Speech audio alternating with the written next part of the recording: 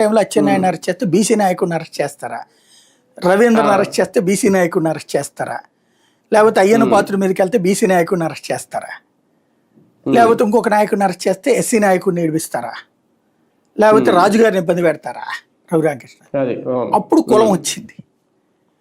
ఇప్పుడు వీళ్ళు కులమే తెస్తారు. అంబటి రాంబాబుని కులం పేరుని అరెస్ట్ చేశారా? లేదు కదా. అక్కడ ఆయన చేసింది తప్పు, వీళ్ళు చేసింది అంతకంటే తప్పు.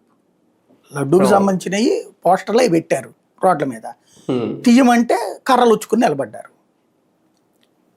అక్కడికి వెళ్ళి సరే నిలబడ్డా సరే తను వెళ్దాం అనుకున్నాడు. అక్కడికి బలవంతంగా పోలీసులు పంపించేటప్పుడు ఆవిడెవరో ఇప్పుడు లైబ్రరీ కమిటీ చైర్పర్సన్ అయింది, ఆవిడ లం కొడక రారా చూసుకుందాం అంది. ఆవిడ మళ్ళీ అంతకుముందు నీతులు ఉన్నాయి ఆవిడ, మనం దుర్భాషలు మాట్లాడకూడదు, సంస్కారయుతంగా మాట్లాడాలి, రాజకీయాలంటే నీతిగా ఉండాలన్న ఉపన్యాసాలు కూడా ఉన్నాయి ఆవిడే లం కొడక రారానికి ఏకలేసింది అనమాట. అయిపోయింది. అంబటి రాంబాబు ఆ కోపంతో చంద్రబాబు గారిని తిట్టేశాడు. అది తిట్టడం తప్పే, నో డౌట్.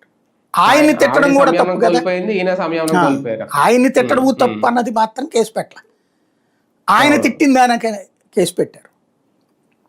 అంబటి రాంబాబు ఇంటి మీద దాడి అనేది దుర్మార్గం, నో డౌట్. కేసు ఆయన దుర్భాషలాడినందుకు కేసు పెట్టావు, రైట్, ఎనఫ్. కానీ చట్టపరంగా వెళ్లాల్సింది నువ్వు ఇంటి మీదకి దాడి, తర్వాత జోగి రమేష్ ఇంటి మీదకి దాడి. ఈ రెండు దాడుల ద్వారా ఏం సంకేతం ఇచ్చారు? గతంలో జగన్ టైంలో బీపీలు మా వాళ్ళకు వచ్చినాయి అన్నందుకే కదా మనందరం తిట్టింది ఆ రోజున. బీపీలు రైజ్ అవుతాయి అన్నందుకు. ఇది ఎన్టీఆర్ ట్రస్ట్ భవన్ మీద దాడికి అమ్మల్ని తిడతావా అన్నది. కరెక్ట్.